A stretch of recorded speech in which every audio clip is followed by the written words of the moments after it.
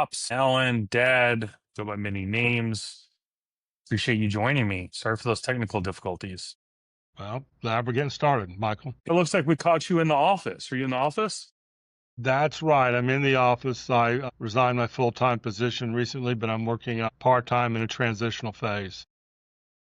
Congrats. Thank you, son. So on the doorstep of retirement. You'll be here in several decades. Yeah, we'll see. I mean, obviously, I just signed an employment agreement to join an organization that I'm really bullish on. They have a great opportunity, a great team in place, and we have the opportunity to build something really special. So, yeah, I'm in a different place in my career, but I think I'm equally as excited about where I am right now as you are excited about being on the home stretch towards retirement. Yeah, and I'm also excited for you too. So, could it get better? Well, good. It recently dawned on me as I was kind of at this career crossroads and kind of thinking about what I wanted to do next that, we've kind of had adjacent industry experience over the last decade, decade and a half. At the buildings that you've served and the vendors that you've worked with, and you've done paving projects, you've done other types of projects. It really just kind of hit home for me recently. So I'm really excited to have this conversation. Love for you to just kind of open up some background about yourself. Love to kind of hear about the transition into being a young adult and then kind of what you've done over your professional career, including where you spent the last decade and a half. Okay. I went to graduate studies, as you know, in city and regional planning in my early 30s. And I found that was to be a good combination of my sort of like social justice perspective, studying economics and the way I was raised, and also the built environment building. So regional planning was like a really good melding of those two interests of mine. My building interest started when I was a teenager. After if I got out of high school, I started doing construction for a prominent residential builder in Mountain Brook, Alabama, a high-income suburb of Birmingham. And I got a chance to do a sort of a gap year before college and do some building of passive solar homes in Northern California, Occidental California. And anyway, that just led to a lifelong interest in, the built environment. When I got to Birmingham, came back home to Birmingham to do college at University of Alabama, Birmingham. I worked for Habitat for Humanity as I turned from late 20s into early 30s. And that was just an exciting nonprofit social entrepreneurial agency building houses that families would pay for without interest. So that just, fired my interest in the field that became regional planning. And then after, being out of grad school for about, I don't know the math, I'm not going to try to do the math, but in 2010, I got a job with another faith-based agency called Interfaith Council for Social Services to be their project manager as they're going to build a new, about 16,000 square foot facility for their shelter for men experiencing homelessness. And, that went from like approval by the town of Chapel Hill, which was not easy to get a shelter for homeless men approved. Then you got to do the fundraising, then you do the construction. Then we started that all over again for a place in downtown Carborough that does our community services and admin offices.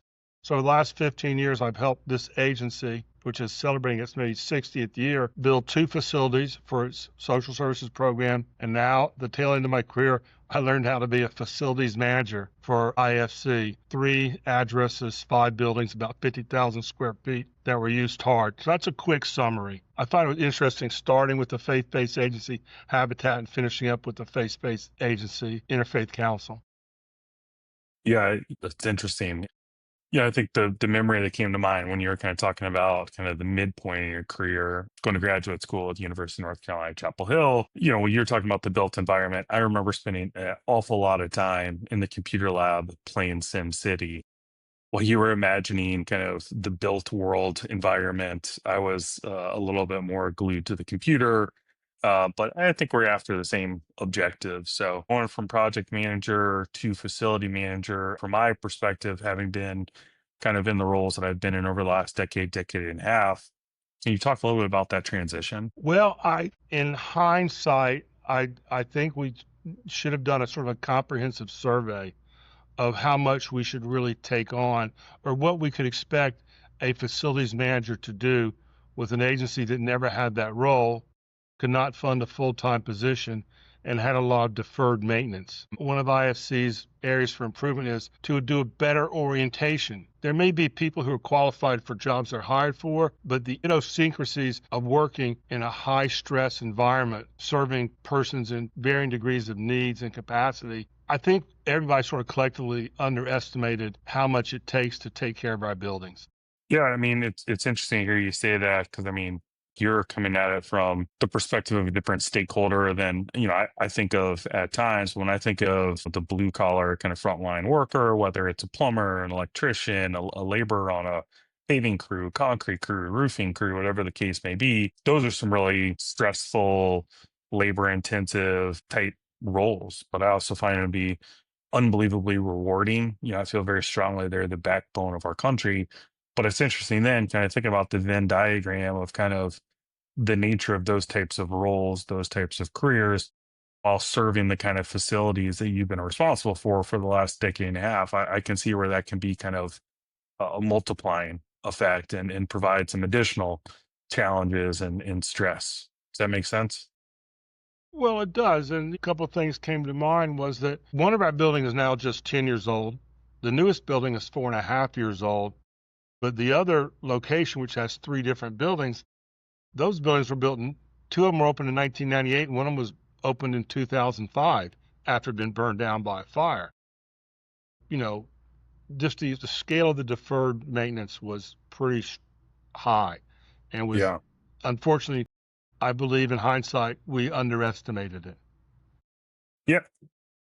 Yeah, it's not, I mean, God, deferred maintenance. If I had a dollar for every time I heard deferred maintenance, I'd be retiring right along there with you. So I get it. I mean, it's just an easy thing to do, right? It's out of sight, out of mind, kind of whether you're talking about the facilities that you've managed, assets that kind of we've been responsible for improving over the last decade and a half of my career, or kind of whatever assets or services you're providing.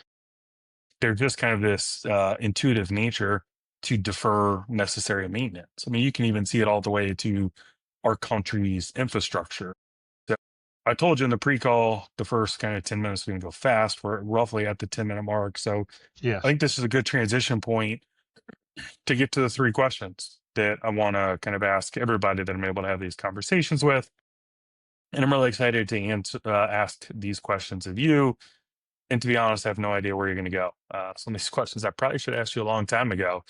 What advice would you give to your 18-year-old self? Well, it's coming close to 50 years. I heard something, I've heard it all along, but when I heard it about 2 or 3 weeks ago about follow your bliss, I would try to give myself advice that says, hey, you're really passionate about building, you're passionate about solar building, you're passionate about what was then called holistic design and might now be called sustainable design. Figure out a way to get prepared in college for that field and work in that field and emphasize the joy you get out of the work you're doing every day. That would be the advice that I would Yeah, like that to have received and taken in, as challenging as to hear advice as an 18-year-old.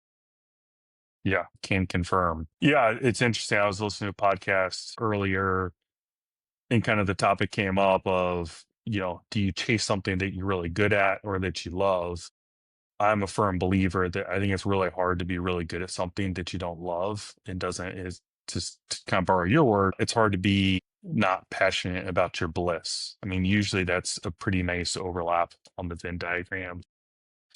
This question, I'm super excited to hear what you have to say. How do you want to be thought of from the perspective of your coworkers? How do you want to be remembered by the people that you worked with over the last 15 years? Well, I would say good natured and friendly, trustworthy, not only got the job done, but did a value add in his job. That sort of sums it up. Yeah, You want to have a positive impact and get your job done, but you want to do it in a way that's, I got this a lot at both Habitat for Humanity, grad school, and my first job during and out of grad school at a place called Self Help Credit Union. A lot of collaboration and camaraderie to be able to contribute to that kind of dynamic. obviously I've never worked with you, but yeah, as far as I know, I would imagine you check all those boxes. What is one value or principle or kind of core belief that's special to you? Don't commit to things unless you are really certain you can accomplish them. Now, if you always stay inside that box, you're not going to stretch yourself. Yeah, I was about to say I might have to challenge you there. I don't. But I'm We're just getting saying, close to time, but I mean, I think I think that's hard. I agree with you, especially if your nature is to want to push the envelope, but always being mindful of the importance of backing up what you state you can accomplish. Yeah, It's a stretch. And another very important lesson I learned is managing expectations when you get started or during that phase where you're really starting to discuss a project. Be mindful of managing expectations. yeah, yeah. I would totally agree with you from that perspective. I mean, to me, it comes down to communication. Communication is one of those things that becomes kind of just a throwaway word because it's used so frequently, but it's so critically important, especially in construction and broader blue collar skilled trade landscape. Totally agree with you. One from my perspective, that like bad news fast. From my perspective, the teams that I work with always want bad news fast, right? It's not going to get better with time. Let's pull the appropriate stakeholders together and put together an execution plan. As we wrap this up, I'm kind of reminded by looking at you that one of my kind of, I don't know if favorite memories is the right word, but a few years ago when we went down to Atlanta and it was Father's Day weekend, we are going to a Braves game. And someone on the MARTA mistook us for brothers. Now, I don't know, like 5, 6 years later, you have more hair than I do, but I'm hopeful that people no longer mistake us for brothers.